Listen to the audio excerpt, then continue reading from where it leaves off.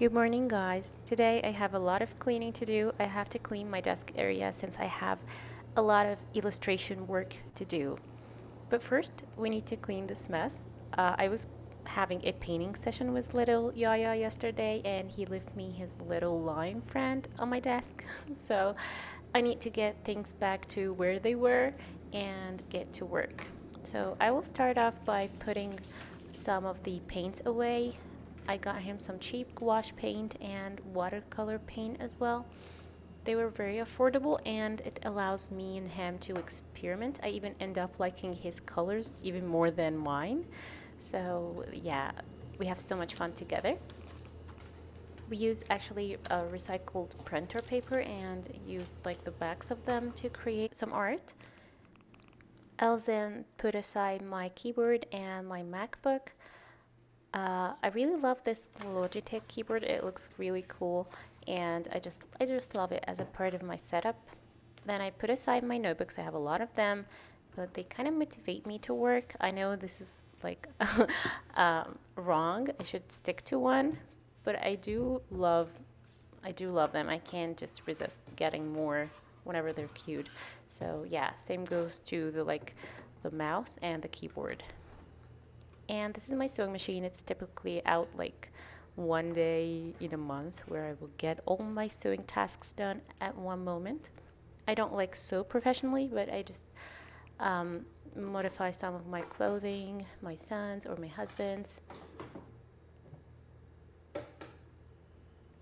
And here's the desk, is pretty done. Didn't take a lot. I then have to give it a clean wipe before we start, and then I will get to work. Today I will be working on supposedly a new project where it's a children's book for an author. She just emailed me. The author created this lovely graphic to show me what she wants with the illustrations. We decided that we are going to check out this book. It's about two mice. They are playing, they're having fun. I really like the idea, especially that I didn't really draw any mice before, so I thought it's gonna be a fun challenge. I wrote back to her telling her I'm willing to take on the project, and we decided to start with a sample. So I got my iPad, and too bad I didn't film this, but I do have my time lapse, so I decided to share it with you guys. I started with a picture of a mouse that didn't work. I really didn't like the one I drew from the reference, so I got an illustration and started mapping out the shapes. It didn't work as well. So I took my first version and I decided to figure out what was wrong with it. So I figured out that the nose was too tall, so I made it shorter. I figured out that the teeth made him look kind of evil, so I kind of will take them away. You'll see that.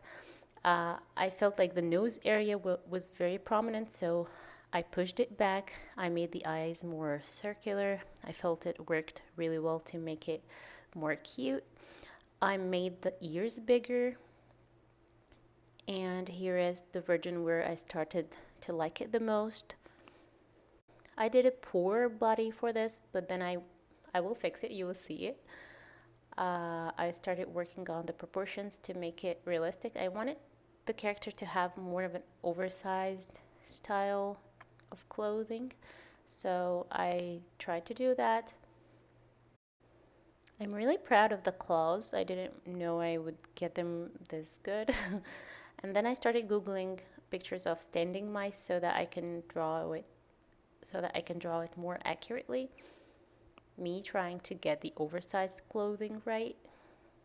And then for the final sketch, I kind of gave him bangs and a hat or a cap. I'm not sure what you guys call it. In Egypt, we say a cap.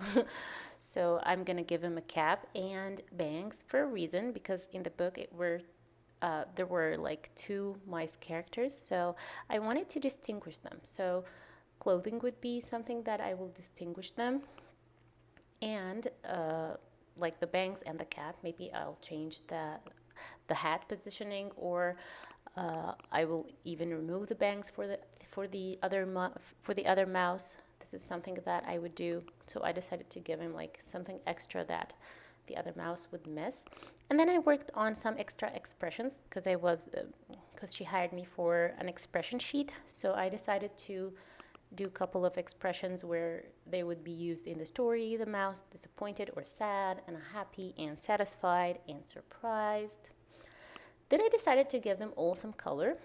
The colors are usually really wrong at the beginning, but they're just something to start with, and I start working on them. As you can tell, I will change them a lot, but I'm really satisfied with how they got.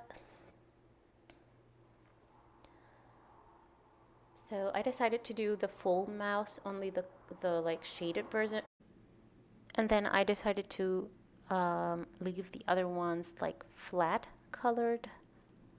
Although I don't really like how line art looks, and I prefer my art to be like defined by shading instead of line art.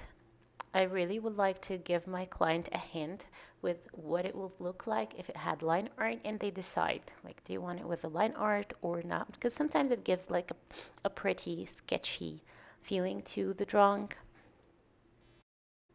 At the end, I would like to say that I did not get the job. The client did not respond back to me. However, I'm really proud of how far I've become. I can now draw a mouse. So I can still keep this character kind of as a side project. If I want to upgrade it and make some changes, I can reuse it again. So it's never wasted time. That's it for today's video. I hope you guys found this video fun and helpful. I'm Aya, a children's book illustrator, and I was happy to do this video for you to check out part of my process. So if you like this video so far, please don't forget to subscribe so that you won't miss any of my other videos that I do for illustration and Procreate and drawing on the iPad. Bye!